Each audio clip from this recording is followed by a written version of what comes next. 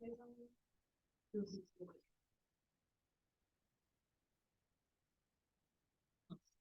Quickly आप लोगों को 3D ज्योमेट्री की इंट्रोडक्शन दे देती हूँ। 3D ज्योमेट्री होता क्या है? कोऑर्डिनेट ज्योमेट्री पढ़ा था क्लास 10th में, राइट? 3D में क्या होता है, आप नॉर्मली जब पढ़ते हो तो आप एक कार्टेशियन प्लेन पढ़ते हो, एक एक्स एक्सिस होता है, एक वाई एक्सिस होता है, और इसी को एक्सटेंड करके नेगेटिव एक्स एक्सिस और नेगेटिव वाई एक्सिस होता है। 3D में एक और चीज आ जाती है, जेड एक्सिस। ठीक है। नॉर्मल हमने क्या पॉइंट पढ़ा था कि अगर हम कोऑर्डिनेट ज्योमेट्री की बात करें तो नॉर्मल पॉइंट क्या होता है, x1 y1। 3D में पॉइंट एक्स वाई नहीं होता, 3D में पॉइंट होता है एक्स वाई जेड। ठीक है, तीन कोऑर्डिनेट्स आ जाते हैं। बेसिकली ये एक 3D फिगर है जिसको आपको थोड़ा सा मतलब I can not draw it on the plain paper, you have to assume it कि एक 3D फिगर है जिसमें एक्स वाई और जेड तीनों एक्सिस। ठीक है। अब एक बात बताओ, मैंने आपको ये बताया हुआ है एक्स एक्सिस पे अगर कोई पॉइंट लाई करता है तो किस फॉर्म का होता है? स्ट्रेट लाइंस में हमने पढ़ा था एक्स कॉमा जीरो। तो अगर 3D में एक्स एक्सिस पे कोई पॉइंट लाई करेगा तो वो किस फॉर्म का होगा? X zero zero.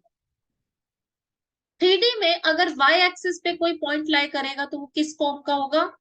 Zero Y zero का। और 3D में अगर z एक्सिस पे कोई पॉइंट लाई करेगा तो वो किस फॉर्म का होगा? जीरो जीरो जेड का। ठीक है। अब ये तो एक्सिस हो गई।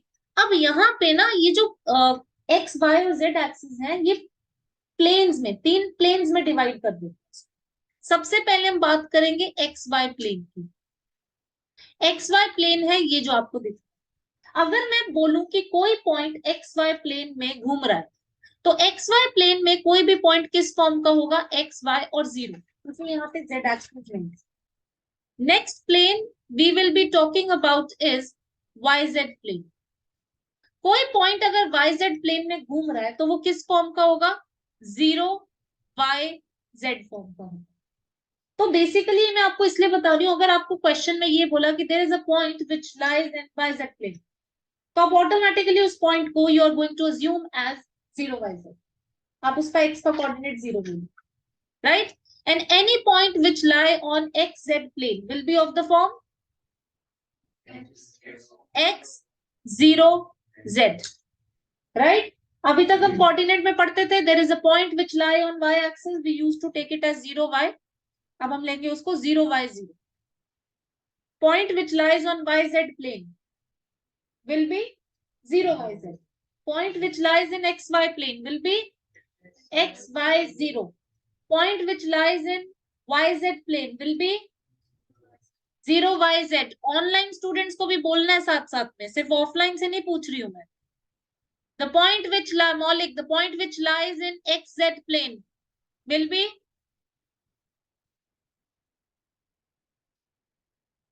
Ma'am x0z। x0z। समझ आ गया? अब आप लोगों ने ये पढ़ा था कि कार्टेशियन प्लेन चार क्वाड्रेंट्स में डिवाइड होती है, 1 2 3 4।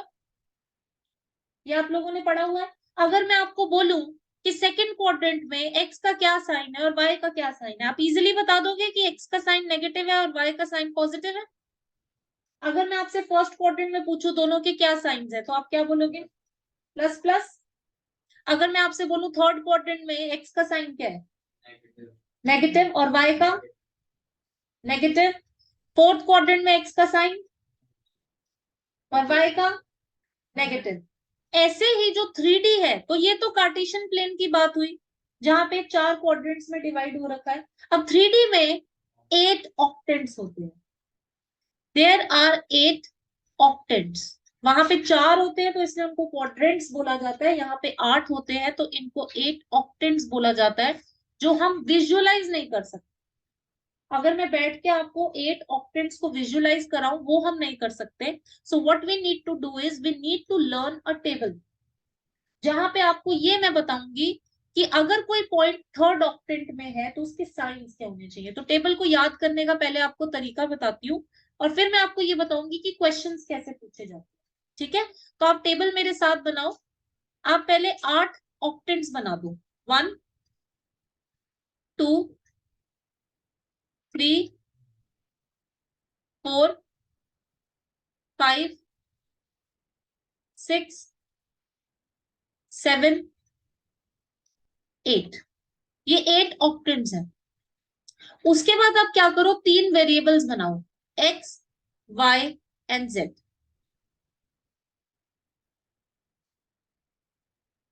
ये बेसिकली x, y और z के साइंस को रिप्रेजेंट करेगा, x, y, z। तो आपने ये टेबल बनानी है जिसमें आप रोज में सारे ऑक्टेंट्स लिखोगे और कॉलम्स में, एक कॉलम में आप x, y और z लिखोगे। अब साइंस याद करने का तरीका देखो, पहला प्लस, फिर 2 माइनस, फिर 2 प्लस, फिर 2 माइनस, फिर प्लस। फर्स्ट रो को कैसे याद करना है, प्लस 2 माइनस, 2 प्लस, 2 माइनस, फिर एक प्लस। ठीक है। सेकंड वाले को कैसे याद करना है, 2 प्लस, 2 माइनस, 2 प्लस, 2 माइनस। ठीक है। और लास्ट वाले को कैसे याद करना है, 4 प्लस, 4 माइनस। ठीक है, ये टेबल आपको कंप्लीट करनी आ गई। Plus 2 minus, 2 plus, 2 minus, 1 plus, 2 plus, 2 minus, 2 plus, 2 minus, 4 plus, 4 minus. Table याद कर लोगे। उसके बाद मैं आपको एग्जाम्पल बताती हूँ क्वेश्चन कैसे आते हैं। क्वेश्चन बहुत सिंपल आते हैं। मैंने आपको एक पॉइंट दिया 1, 2, -3 और मैं आपसे ये बोलूंगी इसका ऑक्टेंट निकालो। तो अब साइंस को देखो क्या है, प्लस, प्लस और माइनस। आप कॉलम देखो, प्लस प्लस माइनस किस में आ रहा है, 5 में। तो आप बोलोगे ये 5th ऑक्टेंट है। समझ आ गया, ऐसी क्वेश्चन है। आपको एक पॉइंट दिया होगा और आपसे ये पूछा जाएगा कि आप इसका ऑक्टेंट बताओ। तो अब आप लोगों को मैं 5 मिनट दे रही हूँ। आपने क्या करना है, सबसे पहले तो टेबल याद करना है और टेबल याद करने के बाद 12.1 का क्वेश्चन नंबर 3 कर, 12.1 का क्वेश्चन नंबर 3। बट उससे पहले आपने टेबल याद करना है और एक बार आपने अपने नोटबुक में बनाना है, उसके बाद क्वेश्चन 3 कर। ठीक है, तो आप लोग करो।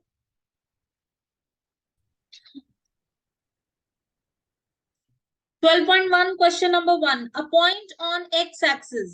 A point is on the x-axis. What are its y coordinate, Navya? 0. What are its z coordinates? 0. Question number 2, Tane. A point is in xz plane. What can you say about its y coordinate? Sorry, xz plane.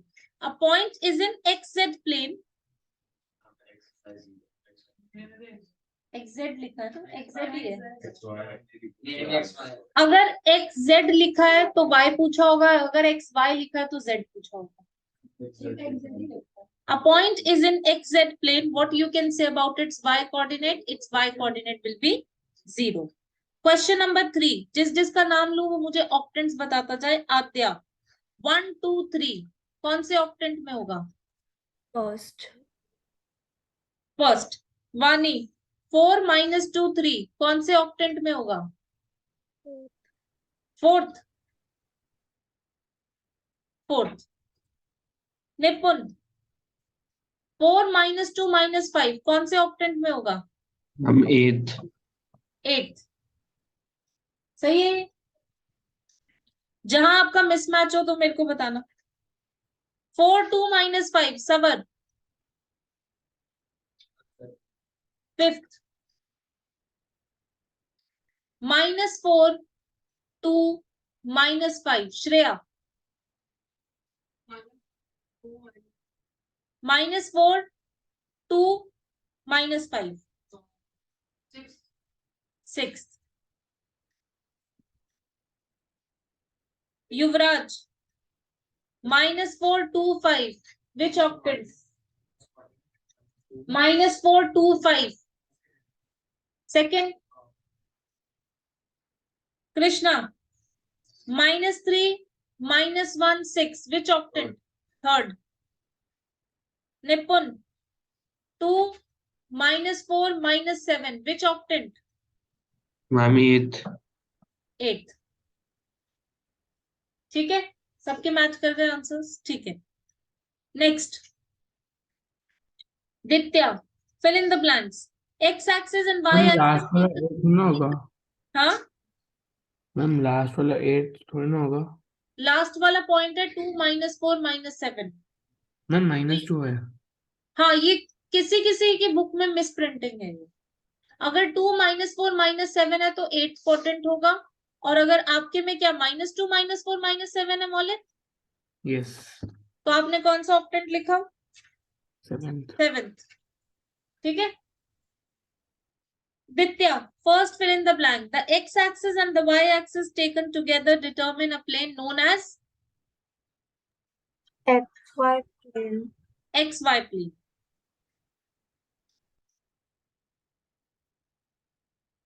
Maulik, the coordinates of the points in the XY plane are of the form ma'am x, y, 0। x, y, 0. Tanveer, the coordinate planes divide the space into dash octants, into 8 octants. समझ आ गई first exercise आप लोगों को? अब हम second exercise पे move करते हैं। आप लोगों को याद है कोऑर्डिनेट ज्योमेट्री में आपने एक डिस्टेंस फॉर्मूला पढ़ा था, x1 y1 और x2 y2। अगर दो पॉइंट्स हैं a और b, then we can find out the distance A B using the distance formula x2 - x1 का whole square plus y2 - y1 का होल स्क्वायर। अब 3D में क्योंकि पॉइंट्स चेंज हो गए हैं तो डिस्टेंस फॉर्मूला भी थोड़ा चेंज हो गया। यहाँ पे z1 ऐड हो गया, यहाँ पे z2 ऐड हो गया, तो आपके डिस्टेंस फॉर्मूला में एक और पॉइंट ऐड हो गया z2 - z1 का होल स्क्वायर। समझ आया? बस यही फर्क है, बाकी सारे कॉन्सेप्ट्स आप लोगों को कोऑर्डिनेट ज्योमेट्री के यूज करने हैं। तो क्वेश्चन नंबर 1 के 4 पार्ट्स, चारों पार्ट सॉल्व करो, then will discuss the answers.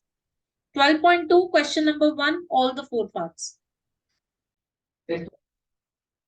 Question number 1, first part, 2, 3, 5 और 4, 3, 1 के बीच में आपको डिस्टेंस निकालना है।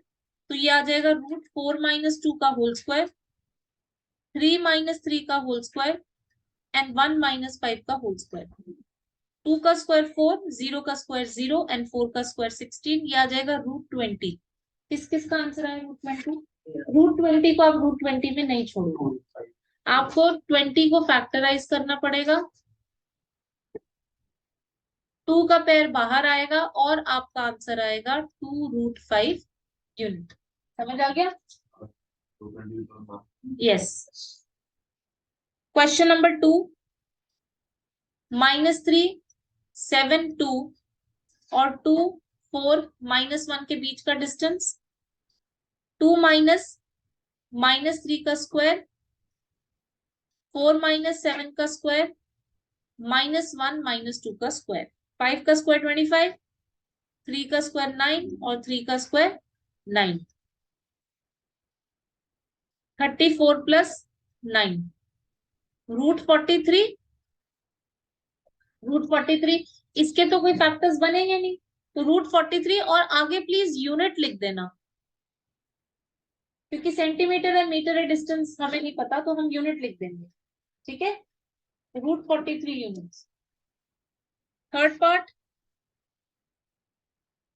-1, 3 - 4, 1 -3, 4, तो डिस्टेंस होगा 1 - -1, तो 1 + 1 का होल स्क्वायर, -3 - 3 का होल स्क्वायर, 4 + 4 का होल स्क्वायर, 2 का स्क्वायर 4, 6 का स्क्वायर 36 और 8 का स्क्वायर 64। ये आ जाएगा √104। 104 के फैक्टर्स बना के देख लेंगे।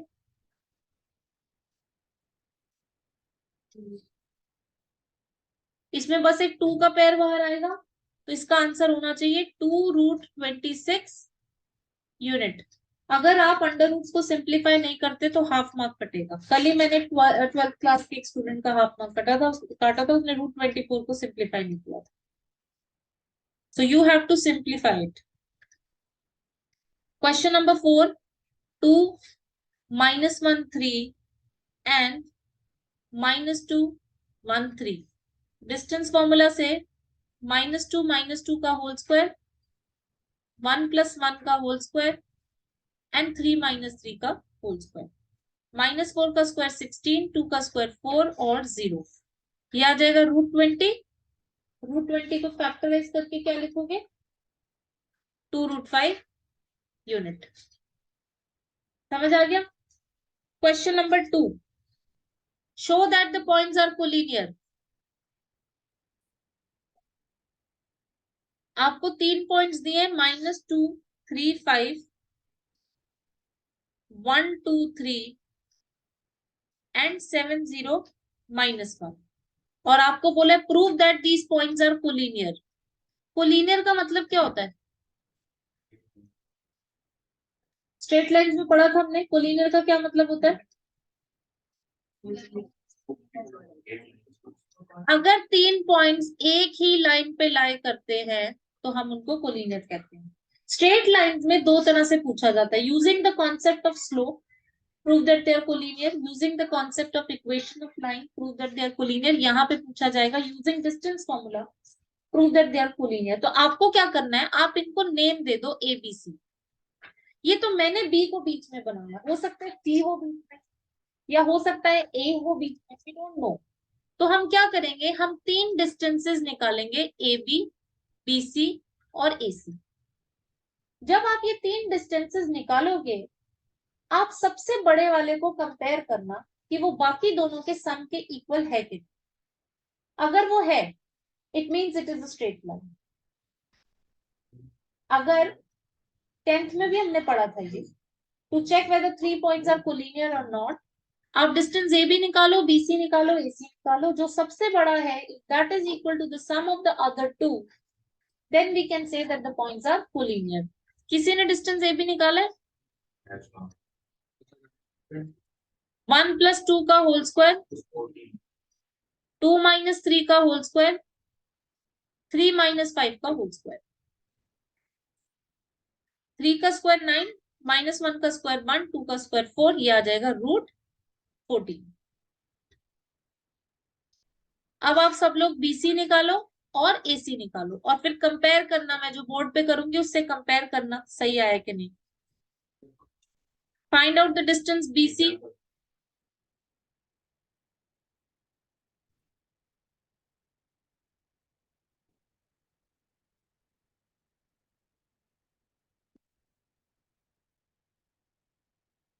ये आएगा √56, और √56 के लिए आपको 56 की प्राइम फैक्टराइजेशन करनी पड़ेगी।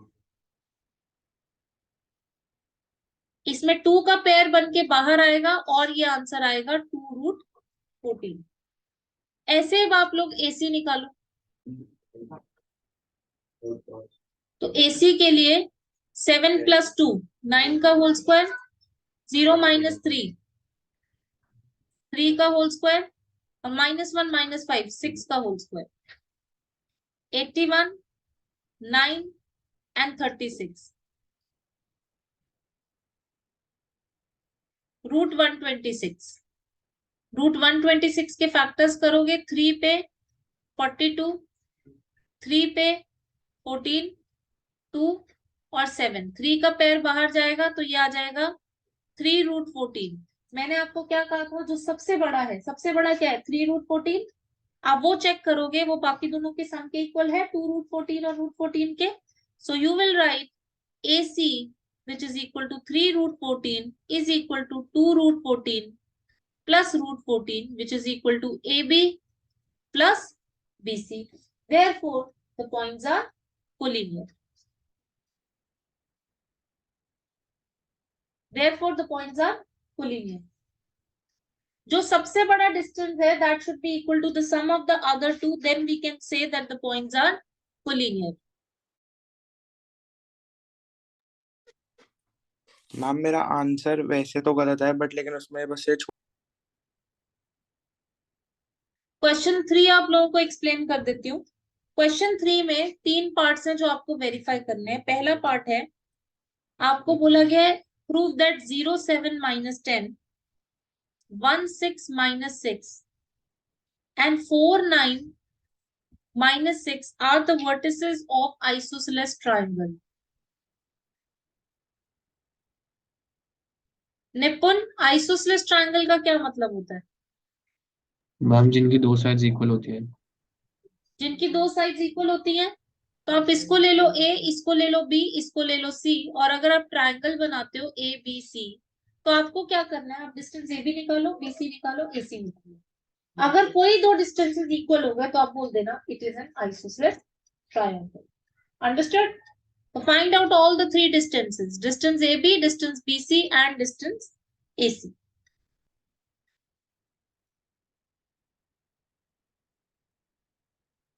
AB अगर निकाला 1 माइनस 0 का होल स्क्वायर, 6 माइनस 7 का होल स्क्वायर, माइनस 6 प्लस 10 का होल स्क्वायर।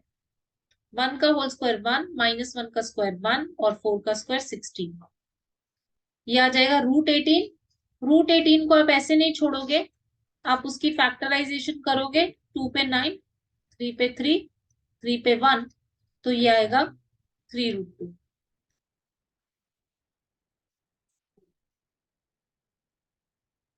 डिस्टेंस BC निकाल लो, 4 माइनस 1 का होल स्क्वायर, 9 माइनस 6 का होल स्क्वायर, माइनस 6 प्लस 6 का whole square.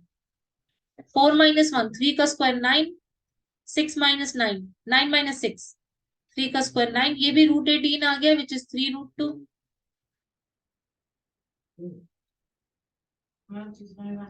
AB equal to BC आ गया, therefore it is an isosceles triangle।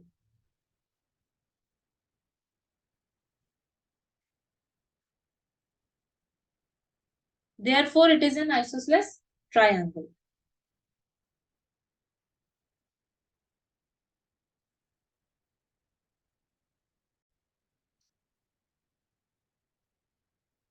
Question number 3 का second part, vertices of right angle triangle 0, 7, 10, -1, 6, 6 and -4, 9, 6. You need to verify that these are the vertices of right angle triangle। कैसे verify करोगे?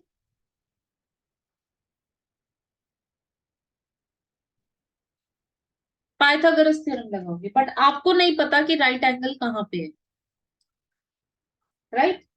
तो आप क्या करो, आप तीनों पॉइंट्स को ABC ले लो, आप डिस्टेंस AB निकालना, आप डिस्टेंस BC निकालना, आप डिस्टेंस AC निकालना और फिर कर देना उनके स्क्वायर।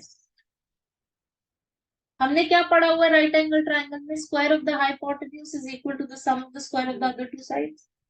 जब आप स्क्वायर करोगे जो भी बड़ा है दैट इज वो हाइपोटेन्यूज होगा। अगर वो बाकी दोनों के सम के इक्वल है तो by Pythagoras theorem you can say it is a right angle triangle.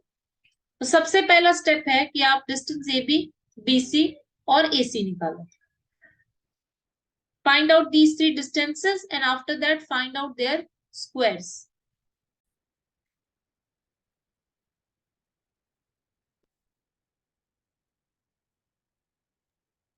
हाँ। अब डिस्टेंस AB आएगा -1 माइनस 0 का स्क्वायर, 6 माइनस 7 का होल स्क्वायर, 6 माइनस 10 का होल स्क्वायर। 1 का स्क्वायर 1, -1 का स्क्वायर 1, -4 का स्क्वायर 16, ये आ जाएगा √18। BC निकालेंगे, मैं डायरेक्ट लिख रही हूँ BC का, 3 का स्क्वायर 9, 3 का स्क्वायर 9 और 0 का स्क्वायर 0, ये भी आ जाएगा √18। और AC निकालेंगे अब, 4 का स्क्वायर 16, 2 का स्क्वायर 4, 4 का स्क्वायर 16, ये आ जाएगा √36। अब आप क्या करोगे, स्क्वायर करोगे, AB स्क्वायर 18, BC स्क्वायर 18 और AC स्क्वायर जो है वो 36 है। अब आप देख रहे हो कि जो सबसे बड़ा वाला है वो बाकी दोनों के सम के इक्वल है, तो इसका मतलब AC आपका हाइपोटेन्यूज है। कभी कभी इस क्वेश्चन में ये भी पूछ लेते हैं कि राइट एंगल कौन सा है। सो अगर ये पूछेंगे राइट एंगल कौन सा है तो AC हाइपोटेन्यूज है, आपका एंगल भी 90 डिग्री होगा। तो AC square is AB square plus BC square, therefore by Pythagoras theorem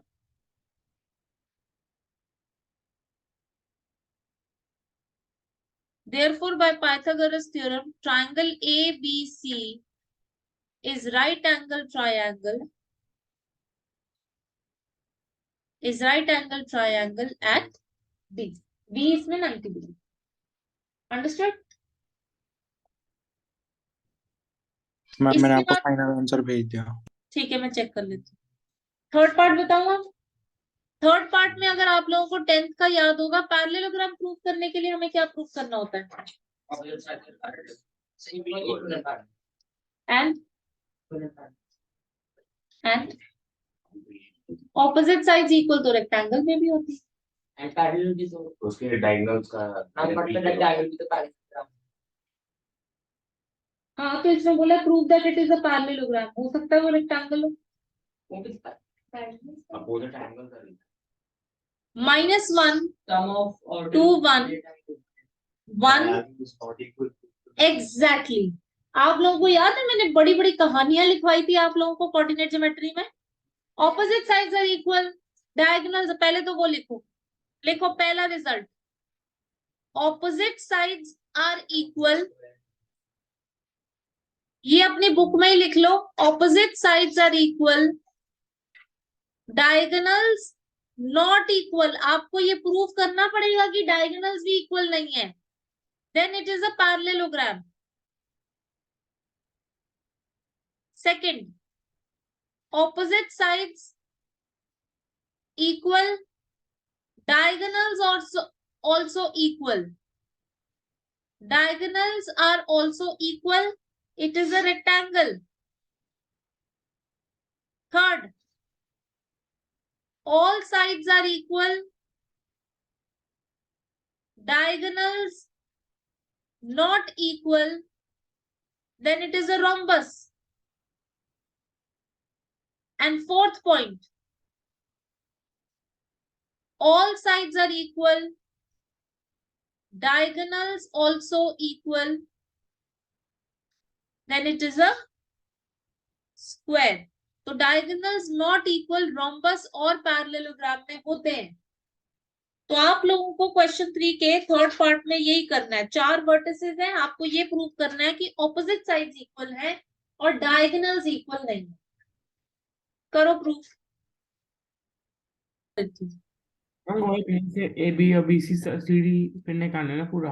हाँ, अब आप लोगों को क्वेश्चन नंबर 3 थर्ड पार्ट में क्या करना है, आपको 4 वर्टिसेस दे रखे हैं, -1 2 1 1 -2 5 4 -7 8 एंड 2 -3 4।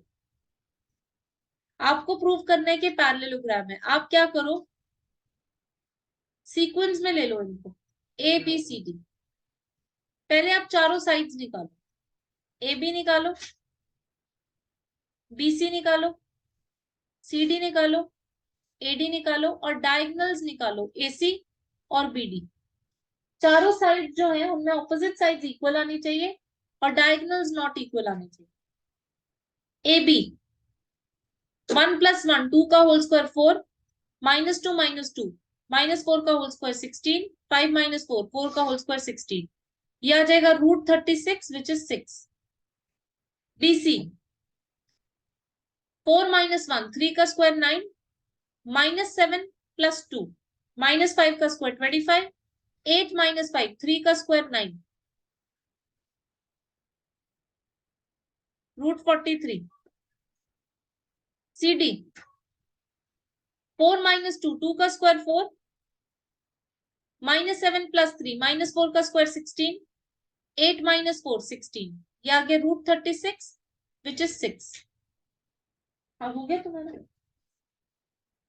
ये तो कैलकुलेशन है, ये आप लोगों को खुद करनी है। ये तो उनके लिए मैं कर रही हूँ जो कर चुके हैं question, so that they can tally their answers. AD 2 + 1 3 का स्क्वायर 9, -3 - 2 5 का स्क्वायर 25 और 3 का स्क्वायर 9, और ये भी आ गया √43। ऑपोजिट साइड्स तो इक्वल आनी ही आनी थी, डायगोनल्स नॉट इक्वल आने चाहिए। AC 4 + 1 25, -7 - 2 9 का स्क्वायर 81 और 7 का स्क्वायर 49, √155। टैली करो, डायगोनल्स निकाले, क्या है डायगोनल्स? पीछे से क्या देखा, क्वेश्चन में बोला शो दैट, पीछे से क्या देख लिया आपने?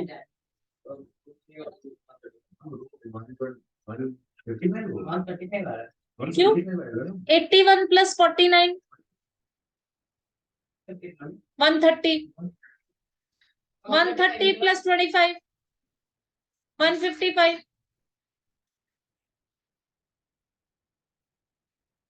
BT